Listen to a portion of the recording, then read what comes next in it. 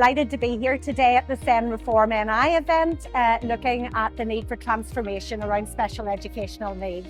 So I'm really looking forward to the opportunity to be able to speak to parents directly, but also to hear from politicians. All the political parties are represented here today as well. So it'll be great to hear what their plans are and what their vision is. And of course the Minister's going to be here too, so to hear directly from him and to make sure that SEN and SEN reform is a priority for him. So hopefully today we can get some answers and we can look at how we can work together to solve the issue for children and young people and their families.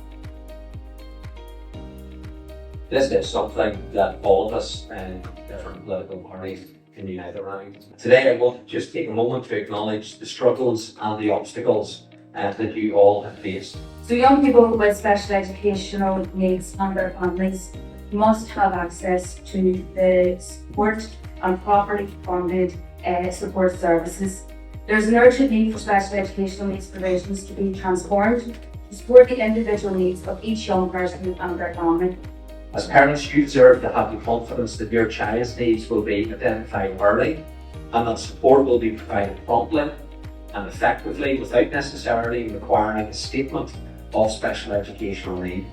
It is also crucial that you are informed of your child's place in a timely manner and that your children are placed in settings that allow them to flourish.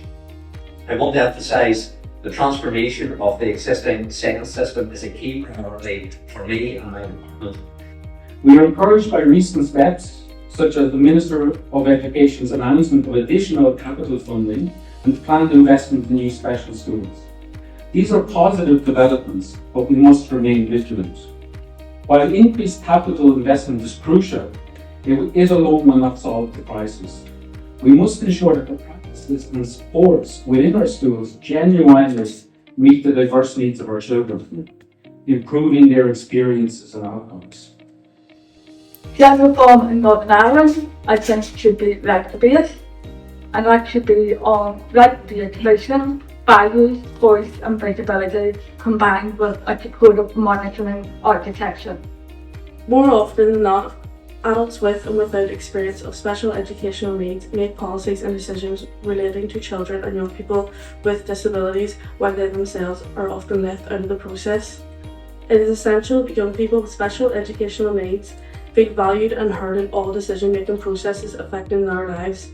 Let's solve this problem, right? What I want us to do is I want us to get together and we cost this and we go to the department and say, right, this is what it's going to cost, this is what we're going to need, and we roll with it. Now we've done as preliminary costing, we're talking about under 15 million to solve this problem, to obliterate the waiting list inside a year and to get every single teacher and teaching assistant in the country trained to an adequate level. We are in crisis. Don't let anybody tell you we're not in crisis. We've been in crisis for a very long time. And so the challenge that you face is the same challenge that school leaders face. And it's the same challenge that the EA faces and that the Department of Education faces. And it's the challenge now that is upon the shoulders of our politicians here in Northern Ireland and on the other side of the sea to direct money urgently towards our education system. I know that as a society, our children are our treasure and urgent additional investment is required to make the transformation that we need. I think partnership has been another really strong theme coming through, and that's something that is so desperately needed. We are all desperately committed and passionate about making change. Second word I've written down is heartened. And I am heartened to see everybody in the room today. EA is obviously the key delivery agent, but we can't do this by ourselves. We need everybody to coalesce around us, and it does feel a little like today is kind of one of the first steps around that, so I think that's really positive. Children who need and deserve the right to be in a special school, the placements just aren't there.